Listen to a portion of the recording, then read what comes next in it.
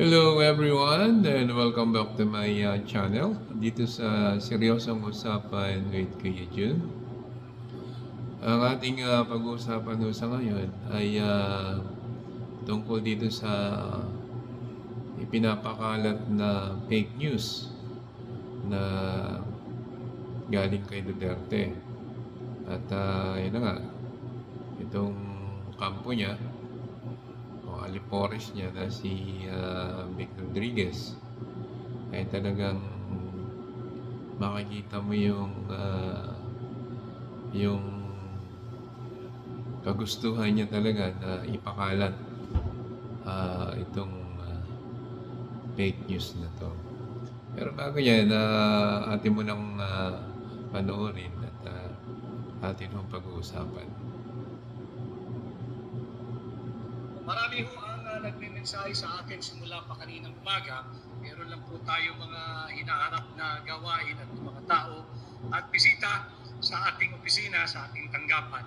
Subalit pag-usapan po natin yung ating pinag-usapan kagabi bilang suso doon sa inilabas yung expose po ni Pangulong Rodrigo Roa Duterte sa tulong ni Congressman Sid Ungab, yung nagpapakita na blanco po yung mga bilyon-bilyong halaga ng appropriation o allocation na nagmula sa Bicameral Conference Committee report na siyang naging pundasyon nung tinatawag nating GABO, yung General Appropriations Bill, na siya naman, nung enrolled bill na, siya namang inaprubahan at pinirmahan ng Pangulo ng Republika ng Pilipinas. Yan po ang ating pag-usapan. Pakita ko lang ho muna kasi nagiging mainit ang usapan at tila nililihis ng Malacanang yung expose na ginawa ni Pangulong Duterte, and I was present during that night. Ang pinag-usapan ho namin doon, ang nadiskubre po ni Congressman Sid Ungab ay ang mga blankong halaga pagdating doon sa final Bicameral Conference Committee report. Bicameral Conference Committee report. Final na po iyon sapagkat ratified at pirmado ng mga miyembro ng Senado at ng House of Representatives. Pirmado yun ng puno ng delegasyon ng Senado. Pirmado rin po yun ng puno ng delegasyon ng House of Representatives. Ito nga po yung ating ipinakita. Dahil sinasabi nila, fake news daw po na may mga blanco doon sa Bicameral Conference Committee report. Ito po yung report. Mga kababayan, kayo po ang humusga, kayo po ang magsabi at ating pong labanan ang fake news ng Malacanang. Ang sinasabi po natin dito, panay blanco, bilyong-bilyong pisong halaga blanco, itong Bicameral Conference Committee report. Firmado po ito. Wala pong nagsabing blanco yung GAA, yung General Appropriations Act. Malacanang po nagsabi noon, linilihis nila itong usapan.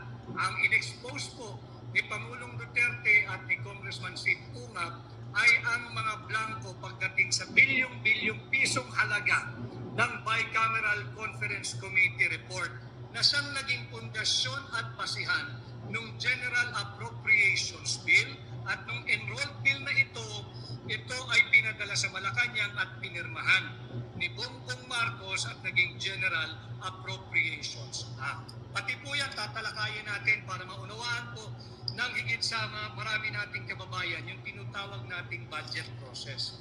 So malinaw po sa ating saligang batas. Una-una nabasag po natin yung fake news ng Malacanang. Wala daw pong blanco, yan po blanco lahat. Bilyon-bilyong piso blanco. Ito ho yung aking sinabi kagabi na paano ka napunta sa 6.32 trillion pesos na taon ng budget for 2025. Panay blanco po ito. Ibig sabihin, yung 1 plus 1, hindi na po magbabago yun. 2 ho ang sagot doon. Yung 2 plus 2, ang sagot po doon ay 4. Pero yung 3 plus blank, hindi po maaaring maging 6.32 trillion ang magiging kasagutan doon. Kahit po mga batang nag-aaral sa elementary, alam po yung kasagutan sa 3 plus 3. Pero hindi po kayang sagutin ng kahit na sinong scientist o inventor o henyo yung tanong na 3 plus blank is equal to 6.32 trillion pesos. Yan yung malaki nating pinag-uusapan at nadiskubre at inilahad ni Pangulong Duterte at ni Congressman Sid Ungab. Nandun po ako nung gabing yun, nung amin pong pinakita ito, na hindi po ito peke. Ayan po, ang Malacanang po ang nagpapalaganap ng fake news. Pinipihit po nila yung usapin sa GAA. Wala pong nagsabing may blanco yung GAA. Ang sinasabi natin, blanco itong final document na naging basihan ng GAA. Iyan ang pinag-uusapan natin. Kay Balitang Hopya Mani Popcorn, ano po ba ang BICAM sa GAA? Yung BICAM, wala po yun sa GAA. Babanggitin ko po yan. Malinaw ho sa ating saligang batas. Silipin po ninyo, pakisilip po ninyo, Article 6, Section 24, that all appropriation, revenue, or tariff bills shall emanate or originate exclusively sa House of Representatives. Malinaw po yan. Yung ating mga nakasubaybay na magagaling na abogado, yung mga nag-aaral ng batas sa law schools, alam po nila yan. At pati po mga ordinaryong Pilipino, dapat po silipin ninyo yung ating saligang batas. Malinaw po sa ating saligang batas, Article 6, Section 24. All revenue, all tariff, all appropriations bill shall, to the exclusion of all other bodies, shall originate exclusively sa House of Representatives. Walang ibang pwedeng pagmulan yan.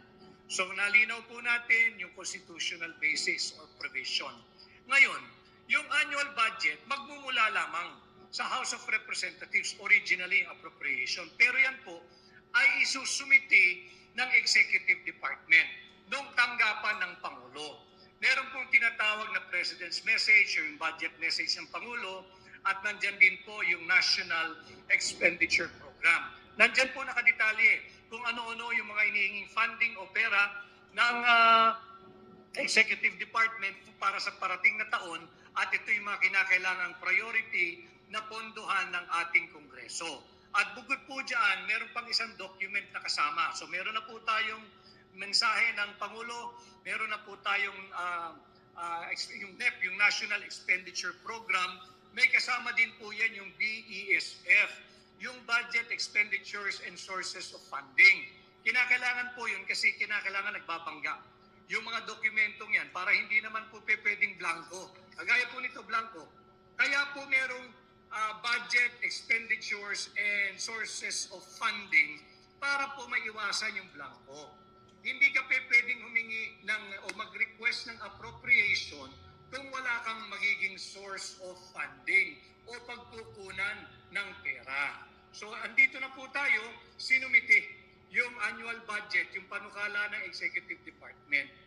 Nagbalangkas po ang mababang kapulungan. Yung Kongreso, makikita nyo naman yan, naka-televise pa nga yan, hindi ba?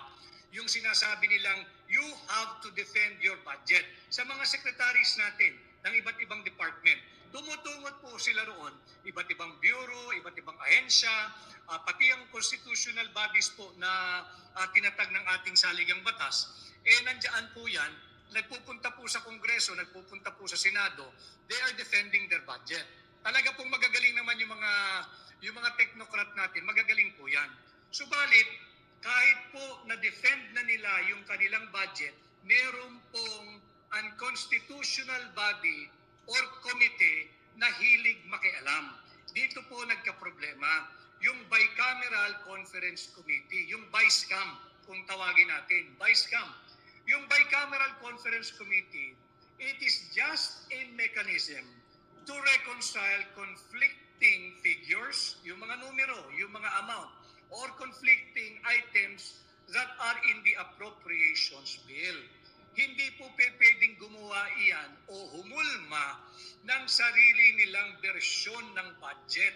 Malinaw po sa ating saligang batas. All appropriation, tariff, revenue bills, etc.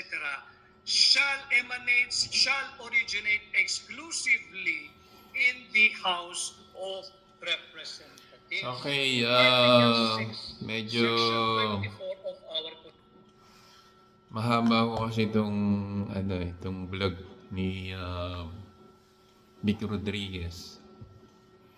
At yun lang ho yung ginawa natin. At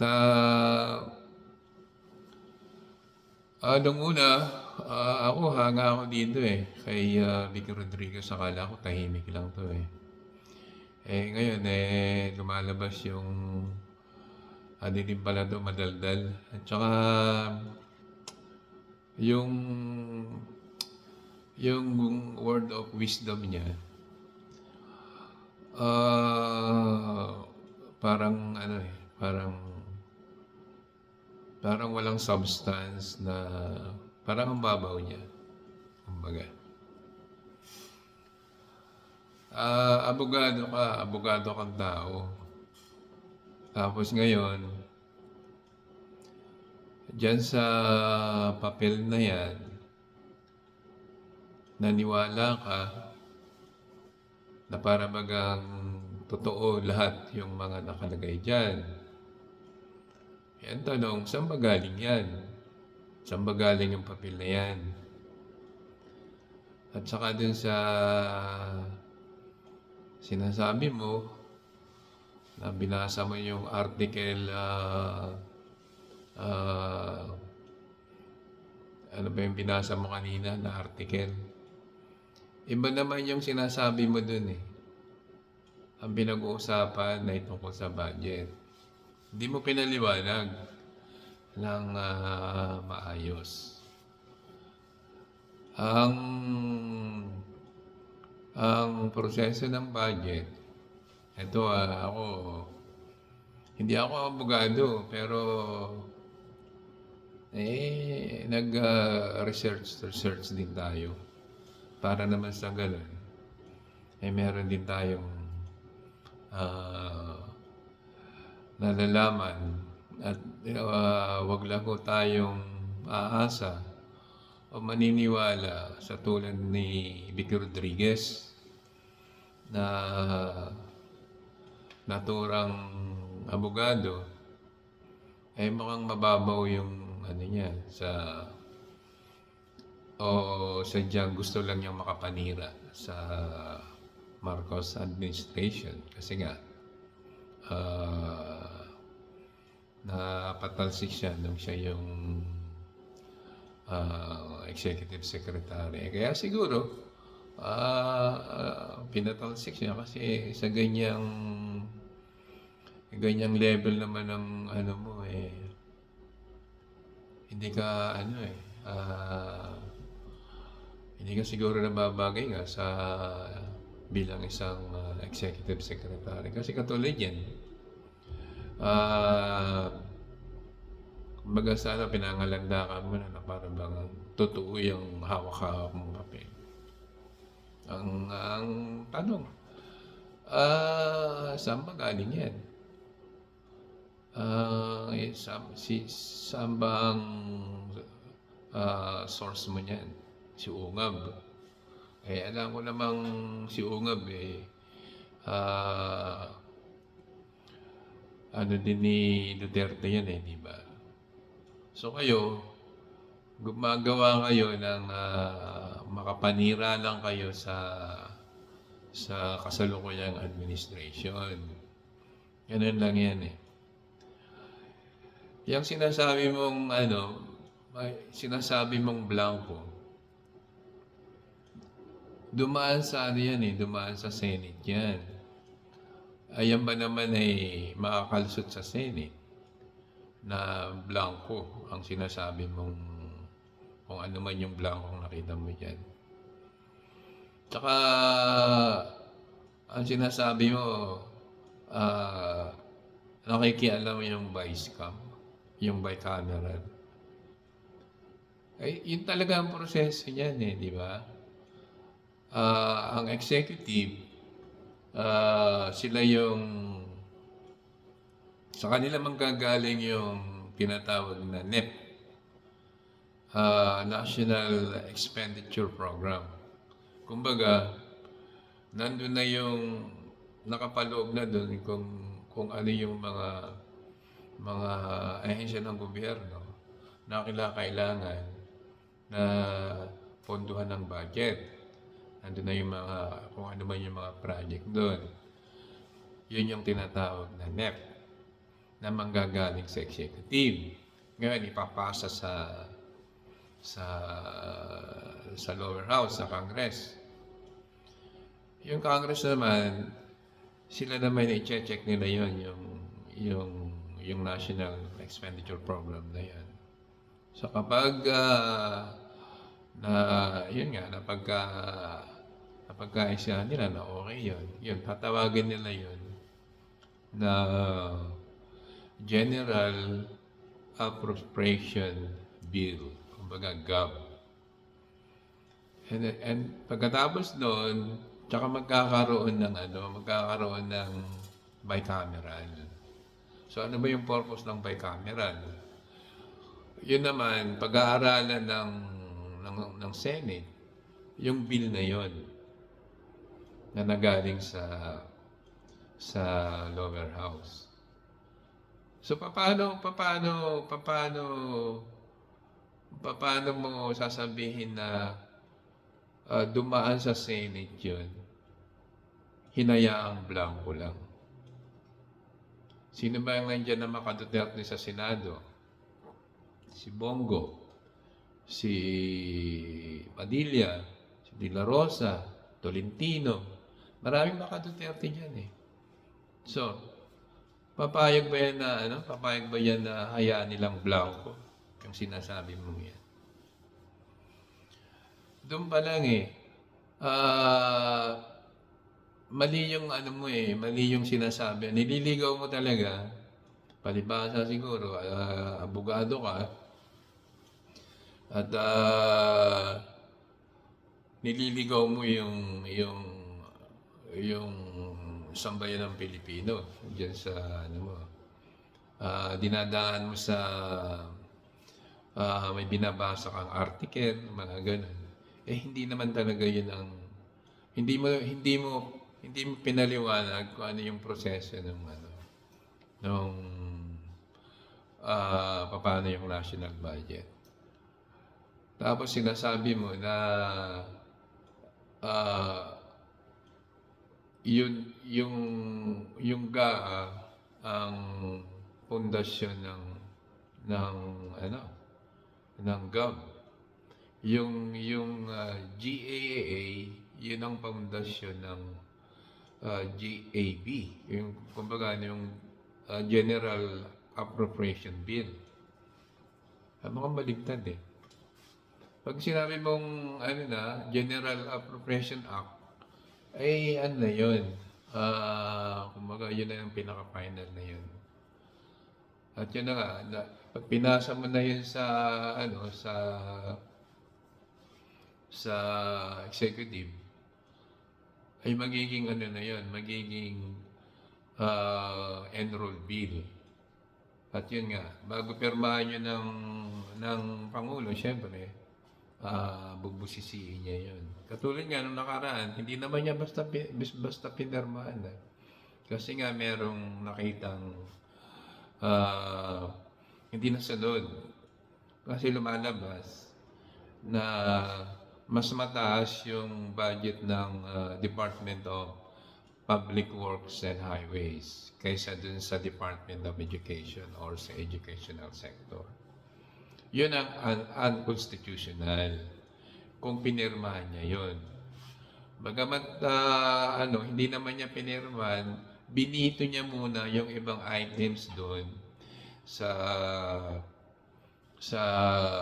budget ng DPWH. Kaya bumaba yung total budget ng DPWH at ito na umangat na yung budget ng sa educational sector o sa Department of Education. So yung anong sinasabi mong unconstitutional dun sa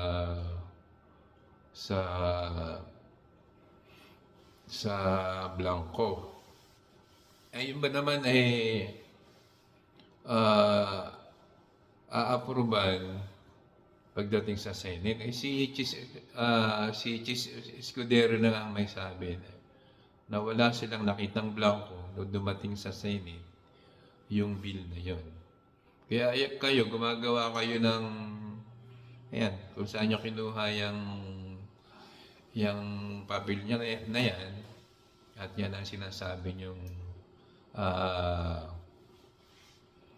na pinirmahan ng Pangulo. Eh, hindi naman yan. At saka isa pa, paano mo nasasabing blanco yan na pinirmahan? Bakit? Nandun ka ba?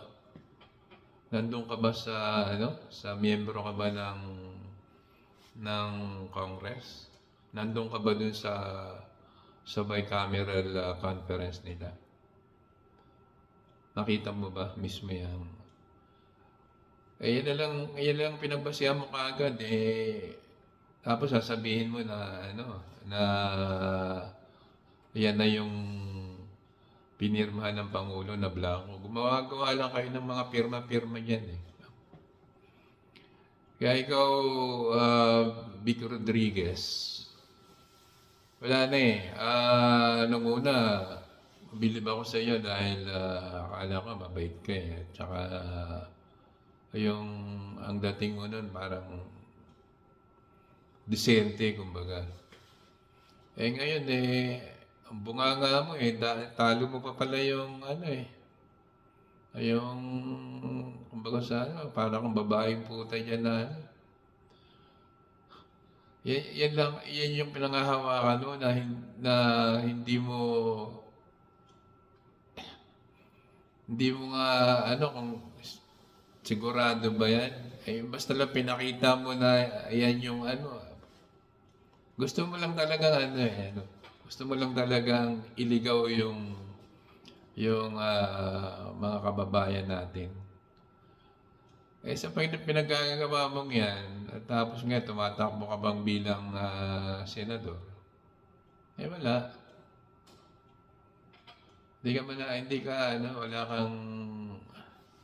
Wala kang pupuntahan, Vic Rodriguez. Wala eh. Talagang gumagawa ka ng kaninira. Gusto mo lang sigurong makaganti dahil nga sa pinatalsing ka nun nung ikaw yung executive secretary. Pero nakikita ko ngayon yung bunganga mo, hindi yung dissenting Vic Rodriguez na unang nakita ko. Kaya yan, ngayon, nababagay ka talaga yan sa kampo ni Duterte. Gumawa kayo ng mga fake news. Kasi yan naman ang nyo eh. Yan naman ang agenda nyo, yung sirain yung gobyerno. Sirain yung kasalukuyang administrasyon, di ba? Wala, sa kangkungan ka pupulutin, Vic Rodriguez. Tatakbo ka pang senador, tapos ganyan yung pumanik ka sa Duterte, ang dami na nga ginawa nilang mga Duterte. Anyway, yun, wala, itong si Vic Rodriguez wala na. Nilamon na rin ng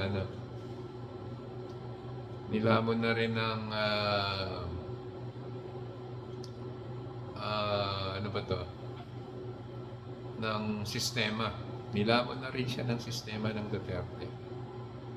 Kaya yun, good luck na lang sa iyo, Vic Rodriguez. Alright, so hanggang dito na lang mga ating kaibigan at viewers. Yun, at sa susunod na dito sa parating na eleksyon ay yun, medyo pag-isipan ho natin na mabuti yung iboboto ho natin. Pero kung itong ganitong tipong ganito katulad ni Rodriguez, ay pag-isipan ho natin na mabuti kasi yung mga ganyang maninilbihan, wala ko tayong makikita niyan. Alright, hanggang dito na lang. Maraming salamat. Thank you and thank you for watching.